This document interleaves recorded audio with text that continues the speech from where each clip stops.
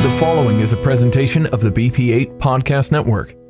What's up, Wake Forest? Welcome back to another episode of What's Up, Wake Forest. I'm Joel. Hi, Joel. Feels like one of those meetings. What kind of meeting? I'm Joel, and I'm an alcoholic. Hi, Joel. No, that's not the case. Sorry, I'm still punch drunk. I've had a fun weekend. I'm a football-holic. I am a footballaholic, too. Yeah. So far, I have been to 4 high school games and 2 college games in different cities over the first 2 weeks of the college season and 4 weeks of the high school season. So it's been fun. Yeah. We got stuff to talk about, though. We've really got important stuff to talk about today. You want to go ahead and talk about the hurricane stuff first, and So you don't want to talk about the Florida fun State? stuff. I have no desire to talk about Florida State football this morning, but we'll do that a little bit later. Yeah, let's talk about the Hurricane Florence. Yeah, so kind of scary that on this past week, the September 6th was the anniversary of Hurricane Fran in 1996, so 22 years ago. And I remember waking up the morning after Fran with all of the damage in the area. We had a house that was supposed to close that day, not the day after Fran hit. And they called me that morning, and I remember them telling me that they had tons of trees down in the front yard. So I assembled a whole crew of friends that went over and helped. We went back to our house that didn't have any electricity, and we ultimately would not get our electricity back for 8 days. But I remember we cooked everything that was in the refrigerator and freezer in order to keep it from spoiling. And luckily, the guy that owned the Domino's Pizza that was nearby lived near us, and he was able to bring us some food too. So let's talk a little bit about what you need to do in order to prepare for the hurricane. The most important thing is staying informed and making sure that you've got a radio. Remember that your cell service could go out during the hurricane. It's quite possible that a tower could be damaged or something like that. So you need a regular radio that you can listen to. And you want to stay in touch with somebody who follows the NOAA, NOAA weather radio. And that can be done locally here on WRAL Mix 101.5 on the FM dial. Or you can listen to the folks at WPTF, which is 680 AM. Both of those are news and weather based, and they'll do a great job of coverage, keeping you up to what's going on. Of course, make sure you've got all of your disaster supplies. If you've got, you always hear about people rushing to the grocery store for bread and milk and eggs, and I guess everybody decides to make French toast all of a sudden when there's a hurricane. But in all honesty, I know for a fact the Walmart this morning in Wake Forest, and of course we're coming to you on Sunday the 9th, so it'll probably be tomorrow before the 10th before this actually goes up and live. But the Walmart was getting cleaned out this morning, from what I understand. Reports of the Lowe's Foods at Heritage and the Harris Teeter and Publix also getting hit pretty heavily with people cleaning out supplies. Yes, sir. So one thing on that is, if stuff does run out, Amazon does a really good job at selling water and stuff like that now. So you can actually get it delivered. Yeah, and exactly. there's lots of stuff like that, and it's a huge advantage. Before, and you've got enough time that you could actually order stuff if you wanted to. So that's definitely a way to go. That's avoid the hassle. That's that Gen Z thinking coming out in Joel, folks. So a little bit ahead of me there. Make sure that if you've got backyard furniture, bicycles, things like that, grills, make sure that they're tied down, or best if you've got a garage, move them into the garage. If you don't have a garage to put them in, if you can put them under a deck or something like that and tie them to each other, that'll help. Make sure you got your windows and doors closed, of course. Hurricane shutters if you got them. You can also board up if you're closer to the coast. When I grew up in Myrtle Beach, so we went through Hurricane David back in '79, and of course Hugo in '89, and then lots of others over the years in the 90s and 2000s. But if you're down there towards the coast, you're better off getting you some plywood that's custom cut to your windows, and figure out a way to get those screwed in, and then just fill those screw holes with spackle and repaint over the top when you take them off. But another thing that a lot of people don't think about, go ahead and take the ice that's in your ice maker, put it into some baggies and stick it in the freezer so you got extra ice. One of the things that my family has always done is we take the football stadium cups that you get at the games, fill those up with water and let those freeze. That will give you enough ice blocks to put in coolers and keep things cold for a while, and you can get those out fairly easily. Of course, if you got paper cups or plastic cups, you can do that. But also, while you're at it, turn your freezer to its absolute coldest setting so that you can really deep freeze everything, and that will help it last a little bit longer if your power goes out. And you can do the same thing with the refrigerator. You just have to be careful that don't have soda cans and things like that in there that could potentially explode if they freeze. So if you've got, you can take your refrigerator down to 38 to 42 degrees and really get everything cold. If you've got propane tanks, one of the most important things during a storm is to close the propane tanks, disconnect them from your grill or whatever they might be running, and completely disconnect those. And I'm talking about the grill size. Obviously, if you got one outside that's running your fireplace or something like that, you may actually want to turn it off if you're not using your fireplace, which I'm assuming you're not doing with it being 70 and 80 degrees outside. But you want to make sure you turn that off. And another thing that's very important, fill your gas tanks in all of the cars that you have in your family. I remember that we had, during Fran, we went 3 days without being able to get gasoline because there was no electricity to run the pumps. So that was a real issue in terms of getting around. And if there is significant damage, which I don't think there will be this far inland, but it's always possible with something like this. But if you have your gas tank full and you need to go to the FEMA location or you need to go to a shelter, you've got the ability to get there. You don't want to put yourself in a position where you're doing that. Along with that, make sure that you get some extra cash from your bank. Remember, the credit card machines are electronic, and if the power is out, you may not be able to get those credit cards taken at different places. Make sure that you've got a plan if you decide to evacuate where you're going. Make sure the members of your household and your family know where you're going and things like that. Also, if you want to know where the shelters are here in the area of Wake Forest, the town will announce that. Just keep track of the town's website. And the best thing you can do is to download the town's app, and it will give you updates there. Also, please remember that if the authorities tell you to evacuate, make sure you evacuate. If you're in a low-lying area that's close to a lake or a pond or something like that where it is likely to overflow, we certainly don't want any trouble there. Keep in mind that flooding kills more people in disasters like this than high winds or anything else. And the last thing I'll tell you, this is the real estate agent in me coming out, but if you've got, remember that standard homeowners insurance doesn't cover flooding. So if you don't have protection from with that as part of your homeowners, you can get FEMA flood insurance, but I don't know that they'll issue it now. But you got to be able to document what you have if there is federal disaster aid. So you need to take photos of all of your important stuff. If you've got,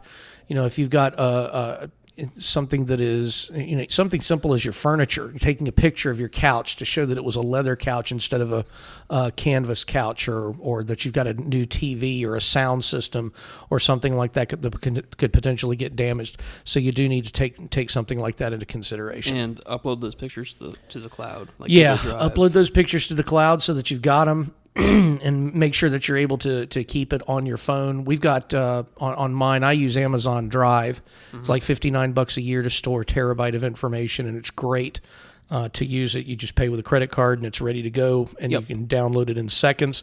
You can access it from an iPad or a wireless device of any kind, whether it's a phone, an iPad, a tablet, or a computer. Laptop. Yeah. One of the other big things that I always like to remind people in terms of getting ready with your supplies, make sure you got your water. Usually you need at least a 3-day supply of water. The recommendation is 1 gallon per person per day. Also make sure you fill up your bathtub with water, because if for some reason the plumbing goes out, you'll need that to help flush the toilets. Everything around here is gravitational, so you just take a pitcher, put it in the bathtub, dip you some water out, and pour it down the toilet, and that'll help you get your pressure there that you need. You need at least 3 days worth of food.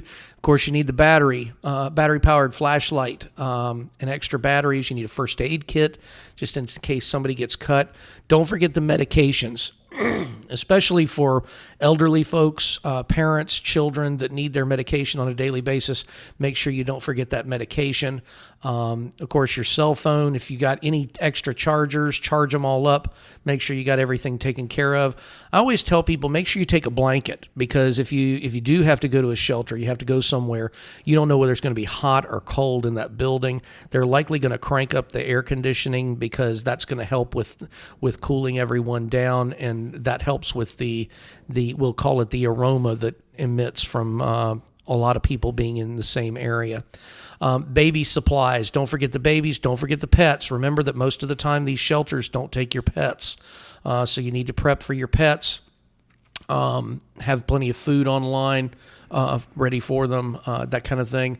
You also need to make sure you make an extra set of car keys and house keys so that you've got something to catch there. And then, of course, your rain gear and your camera so that you can take photos of any damage that takes place.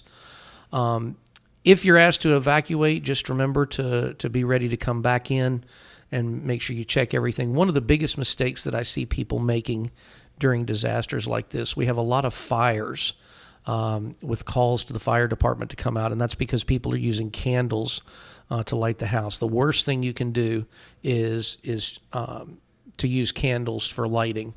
I know that worked back in the old days, and if you've got a lantern or something like that, that's fine, but using open flame is not a good idea with something like this. And then once you come back, if you're looking in the refrigerator for something to eat, if there's we always used the one, when in doubt, throw it out if you've got any concerns that it might not be healthy. So make sure you go ahead and take care of that. So we certainly want people to be prepared. Want to make sure that everybody stays safe, and of course keep in touch with the town of Wake Forest. You can always follow me on Twitter. Whenever there's a disaster, I usually post on my Facebook pages and my Twitter account what the town's doing, and keep everybody up to date with that. And whenever I get out and about with the pickup truck, I'll try to take photos to keep people informed, so you can always follow us on there and keep up with it. Yep. So be safe out there. If we all prepare, if you're like me and you prepare, if I go to the store and I get fully prepared, I get everything I need, I get it all tied down, this thing's going to head back out to sea and we'll never see it. That's the way that it usually happens with me. But the one time that you don't prepare, it can cause a lot of problems, needless to say. So let's talk about the actual storm, because as of today, it has developed into a hurricane. It's going to become a Category 3 by Monday. Yeah, and what's happening there is it's coming across the Gulf Stream. Mm-hmm. And when it's going across all those warm waters with that humidity, it's literally the hurricane literally sucks up all of the moisture in the air. And that's what creates that low pressure. It gets below 1,000 millibars.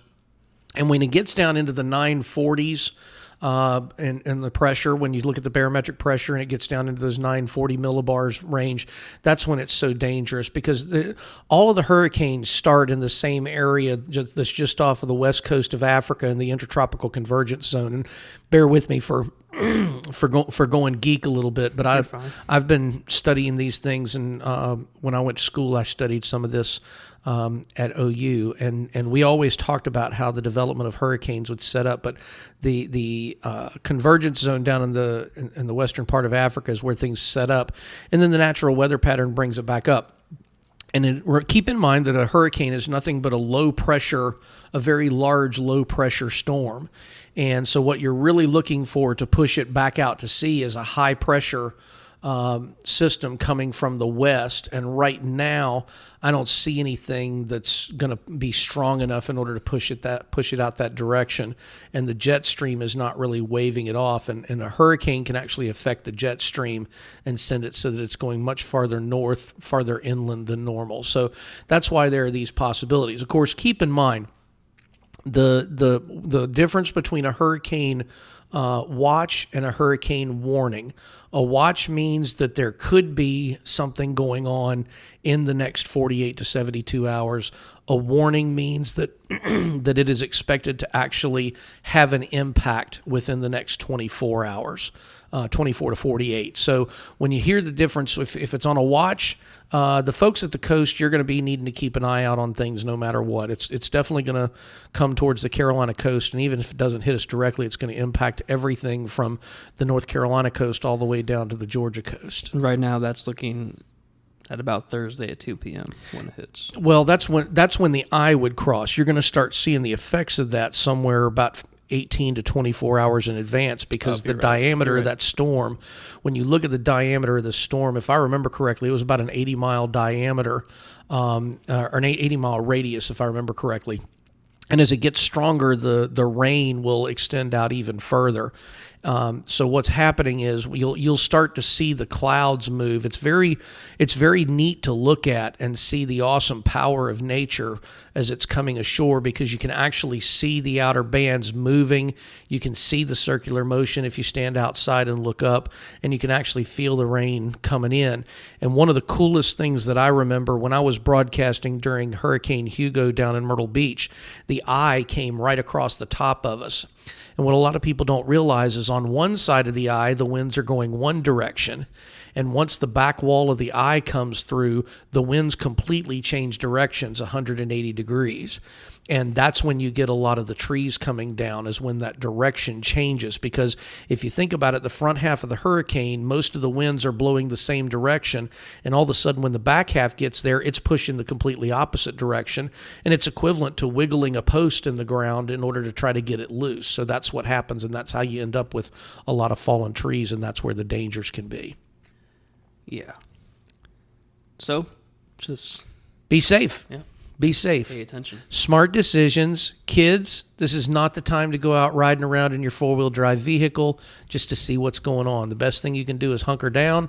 If you're by yourself, go hang out with some friends. You know, we used to have we called them hurricane parties. They weren't really parties, but we would all get together and just kind of support each other, and that way you had extra people around if you needed to do something, or if anybody needed help with anything, we could all help each other out. And if you got a chainsaw or something like that, you become a valuable friend. So a chainsaw or pickup truck. And remember, if you got a four-wheel drive vehicle, one of the other things that is always appreciated, you got people that are on dialysis and chemotherapy and things like that have to have those treatments, and they always need rides to the hospital.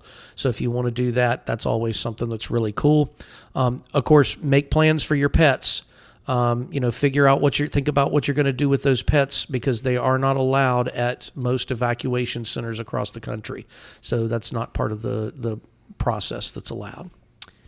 It's also not worth chasing extra likes on Instagram. Yes, exactly. And it's in this social media day where we try to get likes and clicks and views and things like that. It's certainly not the time to go after that, needless to say. Yeah. So I'm not sure how to really transition from that, but... Well, if we want to talk about something that causes massive damage, we could always switch to college football and talk about Florida State's game last night, if you want to do that. No. Because it was massively horrible. Nah, this is the Wake Forest podcast. So, exactly. So, on the upside for football, go ahead. This is a podcast, and you did podcasts without me. Yes. But they were interviews that were interesting. Correct. We had great interviews with Kip Padgett, who is the town manager. Mm-hmm. He's been the town manager now for about 4 years, and provided some really good insight for folks. If you haven't listened to that, go back and click through. Take some time to listen to Kip while you're driving around town. Lots of information and lots of updates on projects around town and what's going on, especially the swimming pool.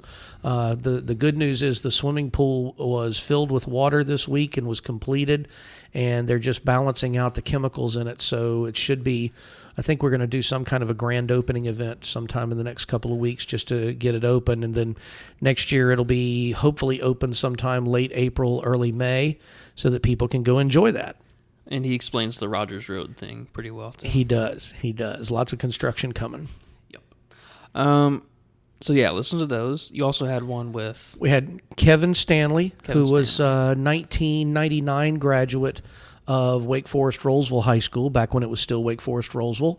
Kevin was a wrestler at Wake Forest and was state champion in 1999 and was part of the first Wake Forest High School Sports Hall of Fame induction back in the spring of this year in 2018. They did that at one of the basketball games.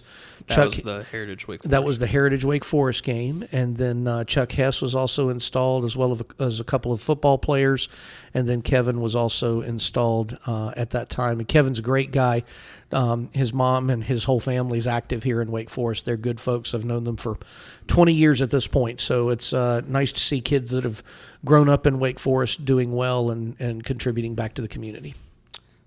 So, and speaking of Wake Forest High School. Yes. Wake Forest football. Wake Forest football is awesome. They continue to. They had a little bit of a challenge with Middle Creek a couple weeks ago, but got past it. And then I believe they had Leesville this past week. They beat Leesville 31-18. Yeah, and they had 3 touchdowns from Trayvon Kenyon in that game. Yeah, he's a player. That's for sure. If they can get the ball to him, they'll be in good shape with that, most definitely. And then Crosstown, Drake Thomas, of course, the NC State commit with 2 Wildcat runs for touchdowns. I'm not sure I'd want to be in the way if he comes running after me. Then again, I don't want to be in the way if any of those Wake Forest running backs come towards me either at full speed. We've got some good football in the area this year, that's for sure. Yeah, so I part-time at high school OT, and one of the things that we've been talking about, or me and one of the guys there named Kyle, we've been talking about is that the NAC 6 might be the best conference in the area by a good margin. Yeah, and you can tell how good Wake County football has gotten by looking at what NC State did yesterday. Because if you look at what NC State did yesterday, Trent Penix had an impact on the game. Thayer Thomas from Heritage had like 114 yards receiving. Aleem McNeil with 1.5 sacks. Aleem McNeil with 1.5 sacks. So they're doing it with a lot of local talent from Wake Forest. And, of course, if you watched the Clemson versus Texas A&M game last night, you saw Dexter Lawrence from Wake Forest High School. And, of course, Bryce Love from Stanford had 130-something yards rushing last night. And I still think that Wake County football is far better than people give it credit for. There are a lot of kids from Charlotte that are getting attention nationally, but the Wake County kids are getting attention too. And there's a lot of talent in the area, and you can see that blooming. You know, Wakefield, one of the kids from Wakefield, and I can't think of his name off the top of my head. He was the quarterback. Had an impact on NC State's game yesterday. And Matt McKay. Matt McKay. And McKay had a good couple of plays. So lots of stuff going on. Wakefield's got a decent ball club. They're far improved from where they were the last couple of years. They're competing. And Rolesville's looked pretty good so far. So Rolesville is 2-2 now after those first close games against Cleveland and Clayton. They beat East Wake handily, and then they beat Orange handily. And now they're going to host Broughton. Well, if we even play football this week. If we play football this weekend. Their next game will be against Broughton. Correct. Yeah, keep an eye on, you guys at High School OT always do a good job with keeping everything going on and keeping everything up to date. I'm guessing we're going to see almost certainly some JV games on Thursday impacted, and probably some varsity games on Friday impacted also. We may play some Saturday high school football on Saturday morning. Well, it's a little too early to tell because you don't know what kind of we don't know if the storm's going to be here or not, for one thing, and then you don't know anything about the damage that's going to happen or exactly if it's going to stay for long. If nothing else, you're going to get a significant amount of rain, and it's going to be thunderstorms. There's going to be a threat of tornadoes, and it's probably going to be a better idea to delay until that's gone. And one thing we do know about storms like this is the day after they pass, it's actually absolutely gorgeous weather, and that's one of the things we also always used to joke about when I was growing up in Myrtle Beach. The day after the hurricane was the day that you went surfing because the waves were still good, but the threat for the mainland was not very big at that point. So, And another team in the NAC 6 is Knightdale. Knightdale is 3-1 now. Chris over there is one of the PA announcers and also an administrator over at Knightdale High School, and he and I have been friends for a couple of years.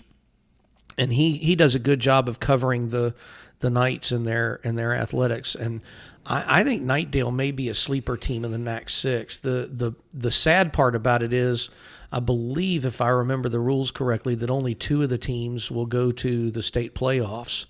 And I think that there's a way that another one can get in from a wild card, but one of these good teams is going to be left out, and that's really a shame. I think Corinth Holders has still got a significant amount of work to do, and they're going to have trouble, and I'm trying to think of who that other team is. So you have Wakefield, Roseville, Knightdale, Corinth Holders. I don't think Corinth Holders is going to make it. Knightdale, I think, will make it with one of the wild card spots. They're good enough.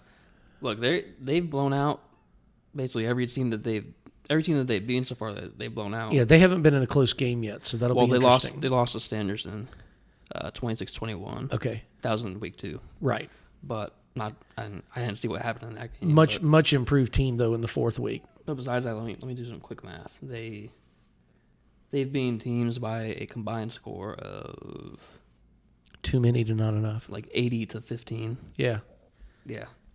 And I think they'll beat Enloe next week, and then they'll beat Fuquay's hard, but they're gonna come in with about a 4-2 record. I think. Well, I'll tell you, don't sleep on Enloe. That's a much better. It's a much better football team than people are giving credit for. They're 4-0. They're 4-0. Yeah. And when's the last time we said that about Enloe 4 games into the season? Never. We used to say that if you want to get beaten off and go to school at Enloe, but they've got a good coaching staff over there. They've done a lot of good work. They handle the fundamentals well, and that matters at the high school level. If you're not doing your fundamentals, simple blocking, tackling, holding onto the football, not making mistakes, that's a big step, and they're doing a good job with that so far. We'll learn a lot about Enloe over the next 2 weeks because they have that Knightdale game and then Sanderson game. They've got Knightdale and Sanderson, and so far I'm looking at Enloe's schedule, and they haven't beaten anyone good. Yeah, because they played Southern Lee and they played Triton, if I remember correctly. Then Apex Friendship. And Apex Friendship, yeah. Both of those teams are having a pretty down year. Yeah, exactly. So we'll see. We'll see about Enloe. We'll see what happens to them coming up. Absolutely.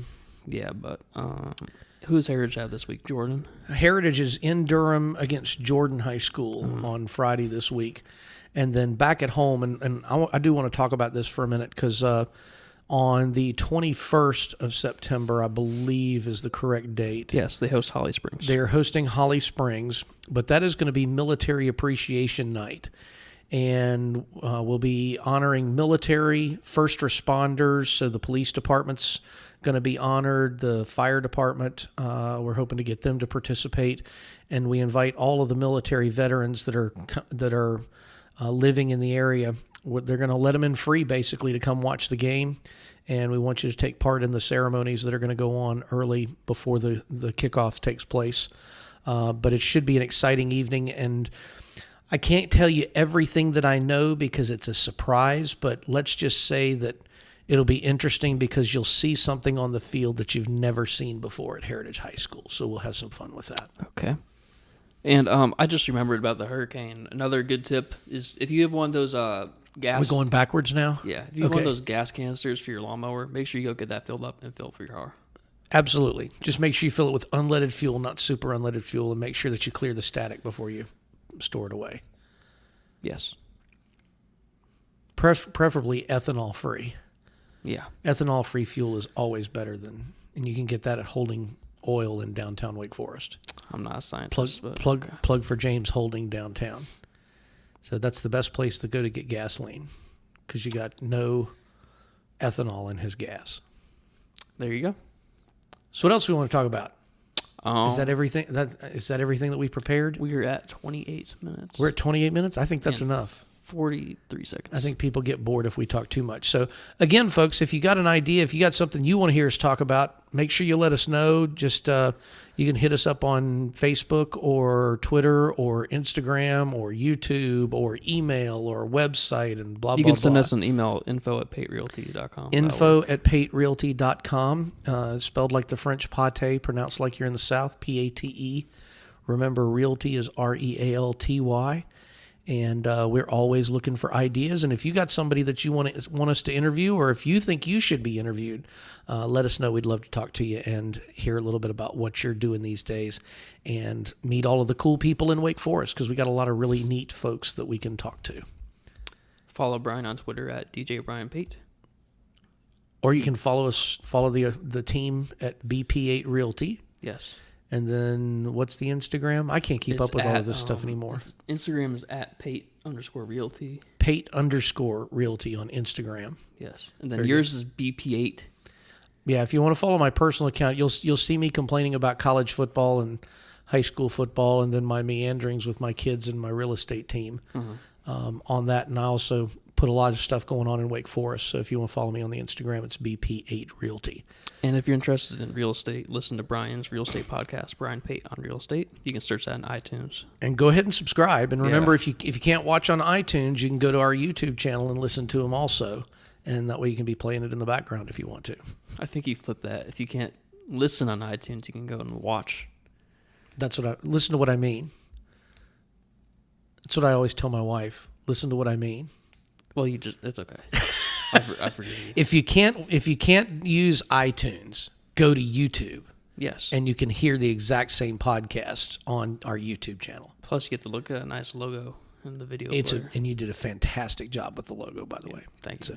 All right, folks. Hope you have a great week, and we'll see you next time here on What's Up, Wake Forest. Thanks.